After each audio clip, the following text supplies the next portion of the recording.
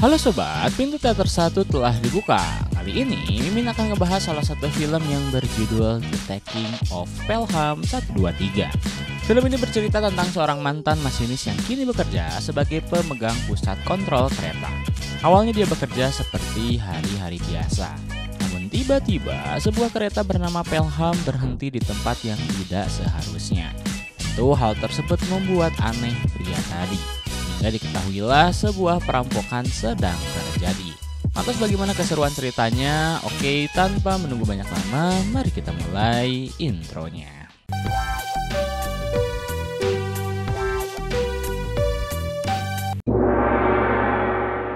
Scene diawali dengan keempat orang yang terlihat sedang menuju ke arah stasiun kereta. Masing-masing orang tersebut bernama Ryder, Emery, Baskim, dan Ramos. Mereka terlihat saling berpencar satu sama lain pada awalnya. Hingga ketika kereta sampai di pemberhentian, keempatnya pun memasuki kereta tersebut. Sementara di sisi lain kita juga diperlihatkan dengan kantor pusat komunikasi kereta api, di mana seorang pria bernama Garber menjadi komunikator antar masinis kereta dan mengatur alur perjalanan antar kereta agar tidak terjadi stuck saat mereka melaju.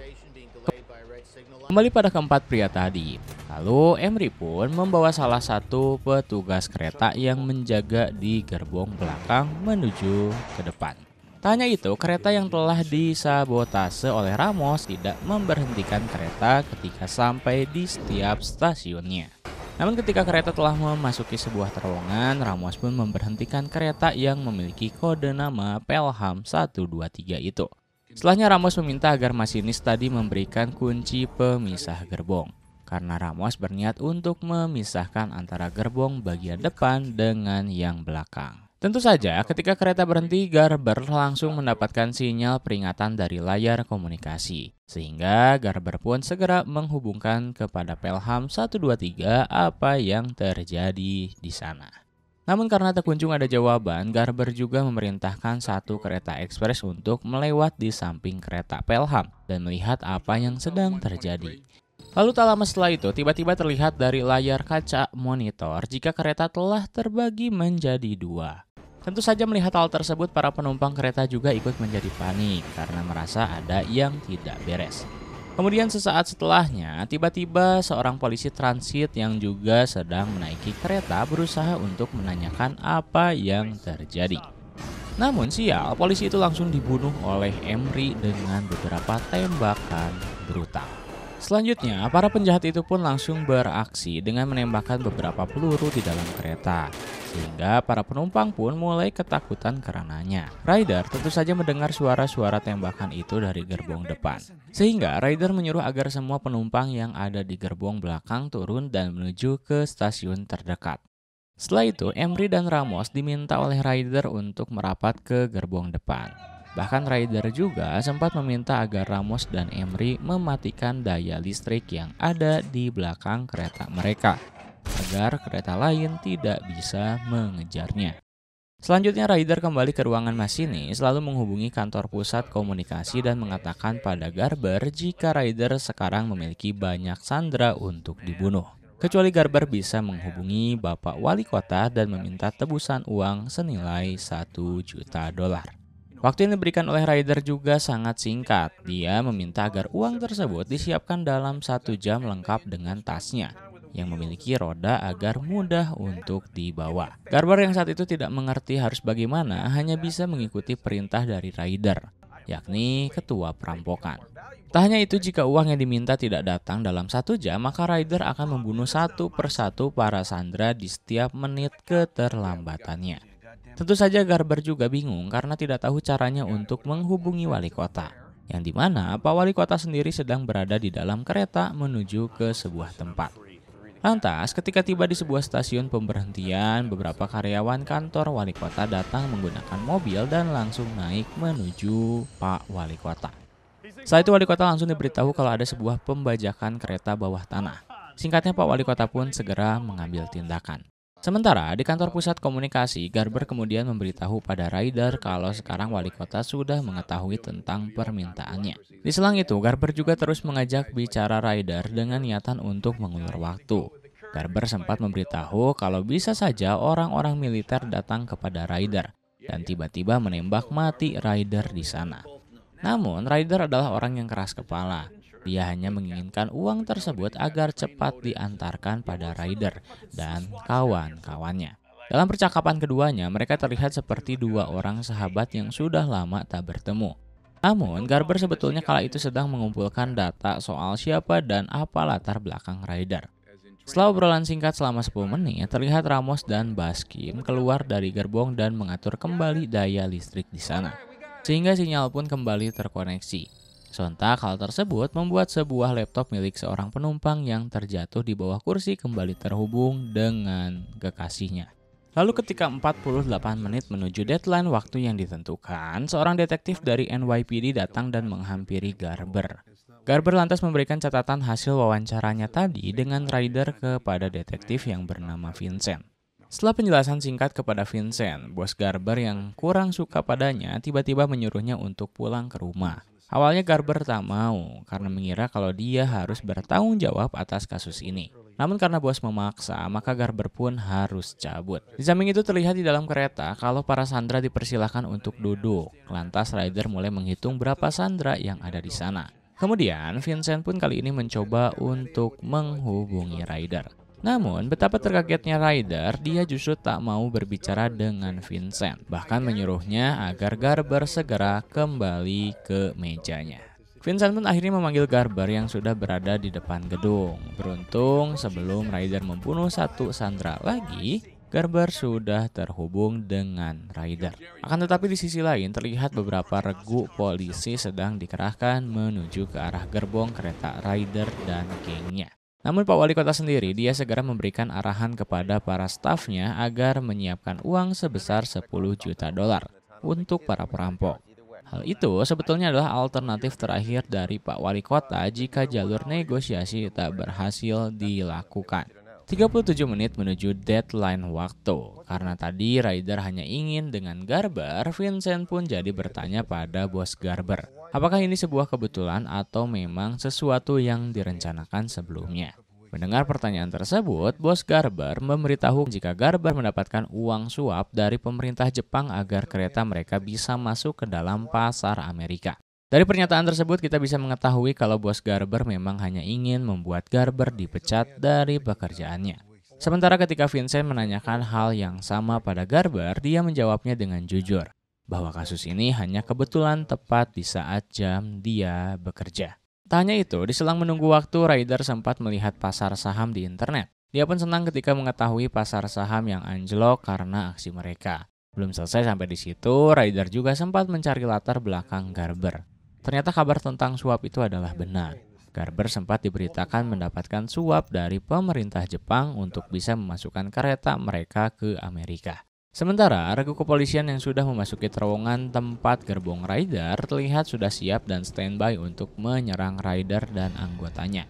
Namun mereka belum juga mendapatkan lampu hijau untuk melakukan penyerangan. Di sisi lain, ketika waktu terus berjalan, Garber sempat memberitahu Ryder kalau Pak Wali Kota sudah menyetujui untuk membayar uang tebusannya. Namun, tiba-tiba Ryder mengatakan hal lain. Justru Ryder di situ meminta agar Garber menjelaskan bagaimana cara Garber bisa menerima suap dari pemerintah Jepang. Tak hanya itu, Garber juga memberitahu uang suap yang diterima Garber untuk apa. Ternyata dia memakainya untuk membayar biaya sekolah anak-anaknya. Di situ semua pun lantas terdiam. Namun di akhir ketika Ryder mengkonfirmasi lagi pada Garber apakah Garber telah korupsi, Garber menjawab tidak. Karena dalam persidangannya yang sedang berlangsung dia baru dijadikan saksi mata, bukan terdakwa. Dari situ Ryder langsung menuju salah seorang sandera dan mengancam jika Garber tak jujur, maka sandera tersebut akan dia bunuh. Tentu saja hati Garber berkecamuk sehingga dirinya memutuskan untuk mengiyakan kalau dirinya telah korupsi. Lalu ketika 23 menit waktu tersisa, tiba-tiba Garber ditelepon oleh sang istri. Istrinya menyebutkan kalau ada beberapa polisi yang datang ke rumah mereka untuk menggeledah rumah. Tentu Garber sudah menyangka ini akan terjadi, namun Garber tak bisa menolak hal tersebut. Di waktu yang sama di tempat lain, terlihat rombongan polisi sedang bersiap-siap untuk berangkat membawa 10 juta dolar yang diminta oleh Ryder. Dengan bergegas, satu mobil polisi tersebut dikawal oleh beberapa motor. Sementara itu di kereta, tiba-tiba seorang sandera kembali terhubung dengan pacarnya dari laptop. Kemudian terlihat beberapa orang sedang merencanakan sebuah perlawanan pada para penjahat. Beralih pada Pak Wali Kota, kini terlihat dia baru saja sampai di kantor Garber. Dan diketahui kalau seorang wanita dari pacar Sandra ternyata membagikan video live streaming di televisi. Tak lama, Pak Wali Kota pun segera hadir di sana. Mereka lantas berdiskusi bagaimana caranya agar para Sandra bisa diselamatkan. Sementara itu dari terowongan kereta terlihat seorang sniper sedang bersiap-siap untuk menembak kepala Ramos dan Ryder. Namun karena belum mendapatkan izin menembak, dia hanya bisa terdiam dari sana. Tak lama setelahnya Ryder kembali menghubungi Garber lalu meminta Garber agar Ryder bisa bicara dan mengadakan kesepakatan baru. Ryder meminta agar para sandera ditukar dengan wali kota yang berada di dalam kereta. Namun tentu saja Pak Wali Kota tak mau melakukannya. Dari situ Ryder sudah menyangka lantas seketika emosi Ryder berapi-api. Hingga Garber pun mengatakan jika uangnya sudah dalam perjalanan. Sementara Garber sendiri diarahkan oleh Vincent agar dirinya terus mengobrol dengan Ryder. Hal itu dilakukan untuk membuat Ryder lupa tentang waktu yang sudah disepakati. Karena Vincent menyangka jika para polisi yang mengantarkan uang tidak akan sampai tepat waktu. Singkat cerita, Garber pun terus mengajak ngobrol Ryder. Bahkan karena muka Ramos sudah diketahui sebelumnya lewat kamera live stream, sehingga Garber memberitahu hal tersebut pada Ryder. Tentu Ramos dan Ryder pun terkaget. Namun setelah mengobrol cukup lama, tiba-tiba Ryder memutus obrolan tersebut dan kembali menghitung waktu yang hanya tersisa beberapa menit lagi. Sementara para polisi yang sedang dalam perjalanan harus mengalami kecelakaan karena truk menabrak mobil pembawa uang. Tak ingin berlama-lama, para polisi tersebut langsung membawa uang-uang itu menggunakan motor. Namun di samping itu Ryder kembali bertanya sudah sampai manakah uang tersebut. Karena waktu mereka sudah habis. Ryder lantas meminta jawaban pasti dari Garber. Sontak Garber dan tim pun bingung harus menjawab apa. Akan tetapi karena Ryder mendesak, maka Garber terpaksa mengatakan kalau uangnya sudah ada. Sesaat setelah itu, Ryder mengatakan kalau Garber telah berbohong. Lantas Ryder langsung menuju para sandera dan bersiap untuk membunuhnya satu persatu. Namun tiba-tiba seorang pria yang juga sandera langsung mencegat Ryder, sehingga dialah yang terbunuh saat itu. Namun tak lama setelah kejadian tersebut, seorang sniper yang dari tadi sudah standby menunggu lampu hijau untuk menembak, tiba-tiba tak sengaja menarik pelatuk snipernya karena tikus menggigit kakinya, sehingga Ramos pun harus mati di tempat. Dua penjahat lainnya lantas segera menyerang balik tembakan tersebut secara membabi buta. Hal tersebut juga menyebabkan para sandera menjadi sangat ketakutan. Keadaan kini semakin memanas. Ryder dan Garber saling berdebat karena uangnya tak kunjung datang. Sementara ketika Ryder mengecek pasar saham, saham emas kini sudah mulai naik. Akan tetapi Garber tak kehabisan akal. Beruntung Garber masih memiliki gertakan yang menyebabkan Ryder harus berpikir ulang. Karena kini masinisnya telah mati, alias Ramos. Apalagi posisi Ryder kini sudah tak diuntungkan. Polisi telah mengepung tempat tersebut sehingga Ryder tak bisa kemana-mana lagi. Ryder sontak berpikir sejenak. Bagaimana caranya agar dia tetap bisa keluar dari sana dan membawa 10 juta dolar tersebut dengan selamat. Lantas Ryder meminta pada Garber jika uang itu telah ada pada mereka. Maka Garber sendiri yang harus mengirimkan uang tersebut kepada Ryder di kereta. Waktu Garber juga sangat sempit, yakni hanya 7 menit. Sedangkan 10 juta dolar itu pun belum sampai. Sempat ragu-ragu namun Garber memutuskan untuk menjawab tantangan tersebut karena merasa kalau ini adalah tanggung jawabnya. Singkat cerita, Garber dan Vincent dibawa ke tempat pendaratan helikopter. Sebelum itu, Garber juga sempat menelpon istrinya dan meminta izin untuk pergi menyelamatkan kota New York. Tentu saja awalnya sang istri tak mengizinkannya, namun karena ini sudah terlanjut maka sang istri memperbolehkannya. Akan tetapi dengan satu syarat, yakni Garber harus pulang membawa 1 botol susu nanti ke rumah setelah semua ini selesai. Setelah itu Garber pun berangkat menuju stasiun pemberhentian yang paling dekat dengan kereta Ryder. Singkat cerita, sampailah mereka di sebuah stasiun kereta bawah tanah. Stasiun tersebut diketahui cukup dekat dengan kereta Ryder. Di situ Vincent lantas memberitahu kalau Garber sedang bersiap-siap untuk mengirimkan uang tersebut. Tak sampai situ, Ryder juga meminta agar Vincent tak menyalakan rem otomatis pada kereta. Lalu lampu hijau di setiap pemberhentian. Vincent tentu mengiyakan perintah rider. Sementara itu di dalam kantor pusat komunikasi kereta, terlihat wali kota bersama yang lainnya sudah mengetahui siapa orang di balik nama rider itu. Diketahui nama asli rider adalah Dennis. Dia ternyata merupakan seorang pialang saham yang dulu sempat bekerja sama dengan wali kota. Sedangkan Garber sendiri dia diberikan briefing sedikit tentang cara memakai pistol dan di mana menyembunyikannya. Singkat cerita Garber pun sampai di kereta Ryder. Ryder lantas mempersilahkan Garber untuk naik ke dalam kereta bersama dengan 10 juta dolar tersebut. Setelah itu Ryder lantas kembali meminta Garber untuk menggantikan posisi Ramos sebagai masinis yang menjalankan kereta.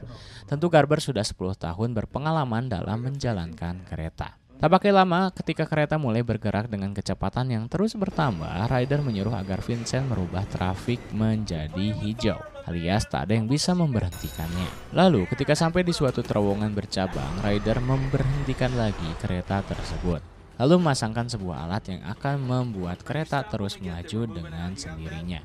Kemudian Ryder mengajak agar Garber juga ikut turun dari kereta dan melanjutkan perjalanan hingga ke Roosevelt. Sedangkan kereta terus berjalan semakin cepat menuju ujung rel di Coney Island. Namun di tengah-tengah itu tiba-tiba sebuah kereta melewat ke arah mereka dan Garber dengan cerdas langsung memanfaatkan kesempatan tersebut untuk kabur dari Ryder dan kawannya. Tak hanya tinggal diam, Garber melanjutkan aksinya dengan mencoba menghubungi call center lewat telepon darurat yang ada di terowongan. Tak hanya di situ, sempat ragu namun Garber kembali menyusul Ryder dari belakang. Tapi sementara itu terlihat kereta sudah melaju dengan sangat kencang, melewati beberapa persimpangan. Namun beruntung kereta bisa berhenti tepat waktu sebelum menuju ujung rel berkat rem otomatis yang ada di atas rel. Mengetahui kalau para perampok sudah tidak ada di dalam kereta, sontak Vincent tersadar kalau kereta sempat berhenti di persimpangan Roosevelt. Sontak para polisi langsung dikerahkan menuju sekitaran sana. Dan alhamdulillah Emery dan Baskin berhasil disergap oleh para polisi. Mereka lantas melakukan perlawanan dan sayang keduanya harus tewas di tempat. Sementara Ryder sendiri diyakini menaiki taksi dan berhasil kabur dari kejaran polisi. Bahkan ketika melihat isi rekeningnya, saldo Ryder kini berubah menjadi 300 juta dolar berkat saham yang awalnya turun. Dan dia sempat beli di kereta. Tapi Garber justru tak ingin menyerah begitu saja. Dia terus mengikuti kemana Ryder pergi, hingga sampailah mereka di sebuah jembatan kota New York yang terlihat kondisinya sangat macet. Sehingga Garber pun mencoba untuk mencari acak taksi yang membawa Ryder sebelumnya. Namun ketika dicek sayang, Ryder sudah pergi dari sana. Singkat cerita setelah lama mencari, akhirnya Ryder terlihat di depan mata Garber. Lalu Garber pun mengancam Ryder dengan pistolnya. Sempat terjadi perdebatan sedikit antara mereka, namun Ryder kini tak ingin kembali ke dalam sel. Sehingga Ryder kembali mengancam Garber. Dalam jika hitungan 10, Garber tak mau menembak mati Ryder, maka Ryder akan menembaknya. Tentu saja pada akhirnya Garberlah yang menembak duluan Ryder hingga mati. Sehingga setelah kejadian tersebut, Garber langsung mendapatkan perhatian dari wali kota dan diberikan julukan sebagai pahlawan kota New York. Bukan hanya itu, wali kota juga menawarkan mobilnya untuk mengantarkan Garber pulang ke rumah. Namun Garber tak mau dan hanya ingin menaiki kereta untuk pulang. Di akhir kisah terlihat Garber menepati janjinya kepada sang istri. Pulang membawa 1 botol susu dengan selamat. Dan film pun tamat.